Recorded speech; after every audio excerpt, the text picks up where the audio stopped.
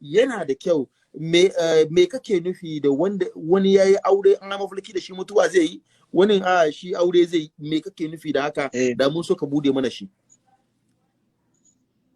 Watan ikon Allah, idan mutum ya aure ya ga ya mutu, ya tafi an je an binne shi bayan sallah da ɗora shi makara, an je an binne shi, zaman kurkuku zai, ba mutuwa zai ba. Idan kuma ba ya da aure ne zai yi kawai, shi kenan. Bi ma'ana saboda tsakanin aure da mutuwa akwai kamanceceniya da dama. Yau in wani yayi mafarki ka gane ya mutu, yau in wani yayi mafarki ya mutu, ara ka ja ka binne shi, bi ma'ana zai shiga kurkuku, zai shiga sarka kenan. Zaman kurkuku ne. Kwanan nan bai wuce shekara 10 ba, wani bawan Allah ya mafarki ya mutu, na ce wanda bai aure ba in ya rasu, ya ga ya mutu, an mai wanka, an mai sallah, ka gane, har an kai shi makabarta ma, yawanci aure zai yi. Amma akwai wanda kawai ba aure zai ba, wani kuma ridda zai ya fita musulunci, saboda mu a wajenmu idan mutum ya ga ya mutu wani lokacin ai ridda zai fita musulunci zai yi.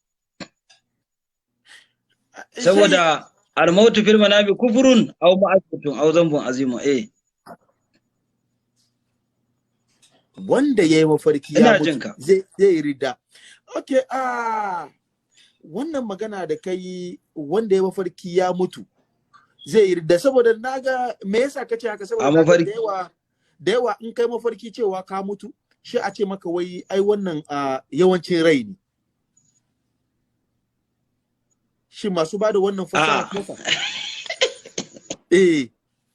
Wani lokacin ana fassara da yawancin rai ne, amma yaya yanayin mutum yake, wani irin kasuwanci yake, shekarar shi nawa.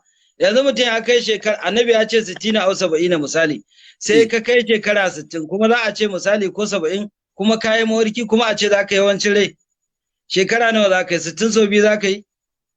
Sadaka ya danganta da shekarun mutum da ɗabi'a, al'ada, addini da sauransu. Wata abin da ya sa kana ji ba? Muna ji.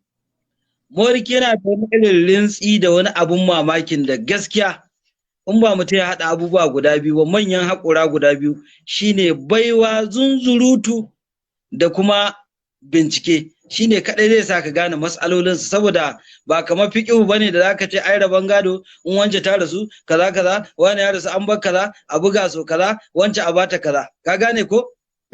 Yayi tabayani, yayi tawafiki, yayi kaza, a buga a larabi a fidda a'a shi ba haka yake ba.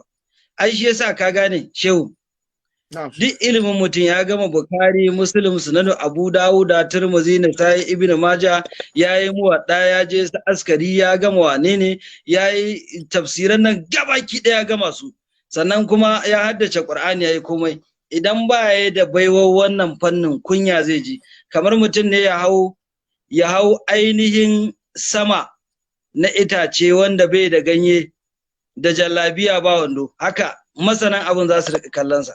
Shi sa kwanan nan wani babban malami na kunyata shi kwanan nan, amma shi ya kunyata kansa, ba ma kunyata mutane. Wata mata ta yi mafarki ta fada cikin masai, ya ce mutuwa za ta yi, na ce a kuɗi za ta yi, da haramun za ta yi kuɗin. Na ja ba daɗe ba ta sami miliyan 17, na ce to kaga gaskiya kenan, saboda ai kashi kuɗin riba ne ai. Shi ne, shi kuma ya ce mata mutuwa za ta yi, na ce ba inda wannan mawarkin aka fassara shi da haka. Duk littattafan duniya kaf, sannan ba wani dan baiwa tun daga annabi zuwa sahabi ko wani tabi'i da yace in ka wada masa mutuwa za ka yi, arziki za ka yi, kawai kuɗi ne na haramun, ko na cin hanci da rashawa, ko kuɗin damfara, ko kuɗin wani wayo, ko wani hikima, ko kuma a yi kayi nayi. Ka san kayi nayi awon igiya? Idan Hausa na gaskiya sun san kayi nayi ai. Okay, wato duk wanda ya mafarki ya faɗi cikin bima na kashi, zai yi arziki, amma arzikin haramun zai. Akwai haram zai samu sosai ma kuwa, kuɗin haramun ne. Ƙarai kuwa. Saboda haka wannan fannin yana son bincike. To amma shehi, ka yarda da wannan mafarkayya da ke muke cewa yake kawo fitina yawanci shi ka ga mace wala Allah in ba ta aihu in ta samu aihuwa tana yawan samun bari shi ka ga a ce mata in ta yi mafarki da wata tsohuwa shi a ce mata ai wannan tsohuwa a gidanku ita ke cin mikiya ita ke cin ƴaƴanki ka yarda da irin wayannan mafarkayya haka yake bayarwa ko dai a'a me yake nuna bambancin tunanina ne da kai yake da ɗan bambanci gaskiya da sauran jama'a. Okay. Wata ina lamurkun wa an to dula manati ila ahli haka Allah ya ce. Allah ya umarci jama'a duk inda ahalin amana take to a maida ta a wurin.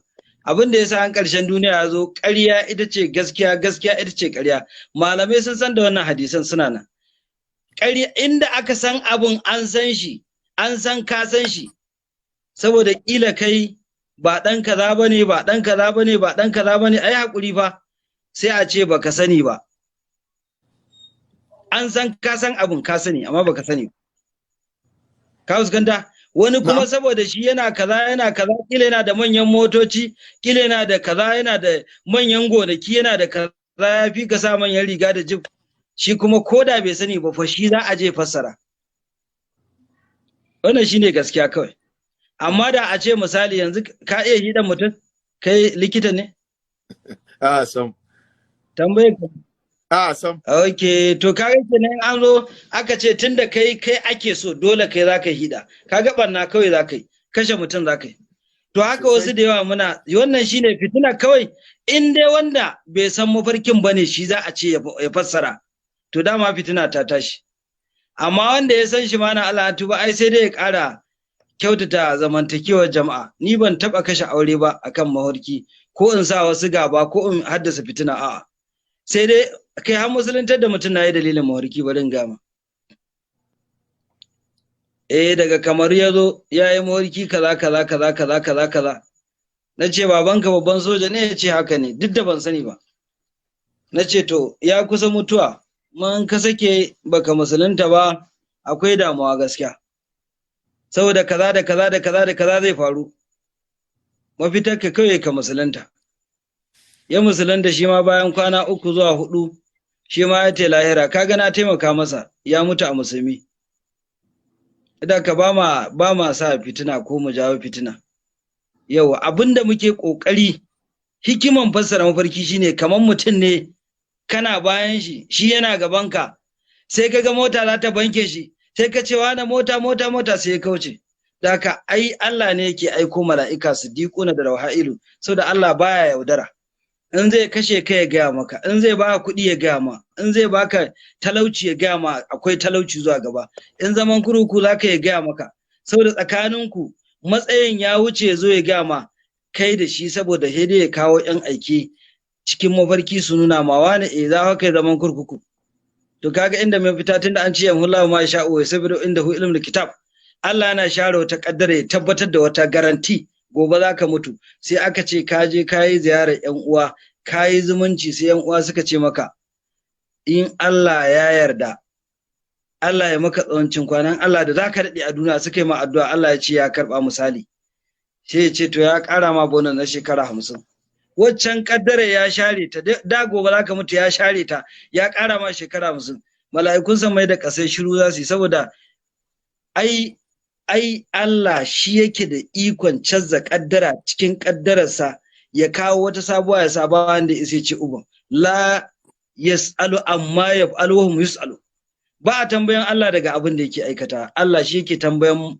halittun da yi wannan shine gaskiya kana ji na muna jin ka yawa me ya tambaye ka ta gaba to gaskiya jikina ma yi sanyi a gaske to shayi wannan mafarkayya da kake yi kuma kake bada fassaransa alhamdulillah mun gode kuma ka nuna cewa wannan abin da ka yi ka shigo da wani musulunci kuma ka ce ka tambaye shi wasu ababen da kai baka sani ba shin abin da kai baka sanin ba yana cikin mafarki ko dai a'a ko dai gaskiya ne ko dai a'a ka yi ne domin ka shigo da shi musulunci amma ainihi ba haka bane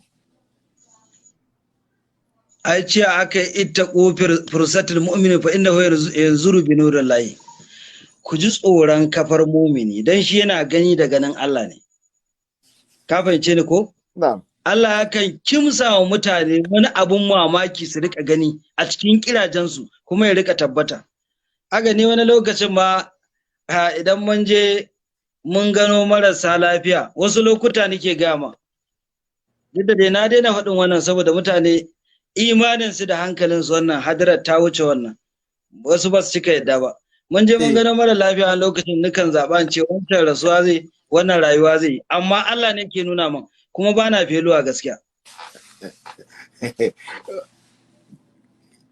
Kana iya kaga wanda zai rasu yau da wanda zai rayu, wanda zai rasu da wanda zai rayu, Allah na nuna maka. Allah yakan nuna min, wani lokacin ina ganin haka Allah ke nuna min. Abin da ya kawo haka, na yi salata na miliyan 5 domin Allah ya man kashafi akan mafarki. Na yi istighfari miliyan 5 Allah ya yi man kashafi akan mafarki. Na yi la ilaha illallah miliyan 5 Allah ya man kashafi akan mafarki.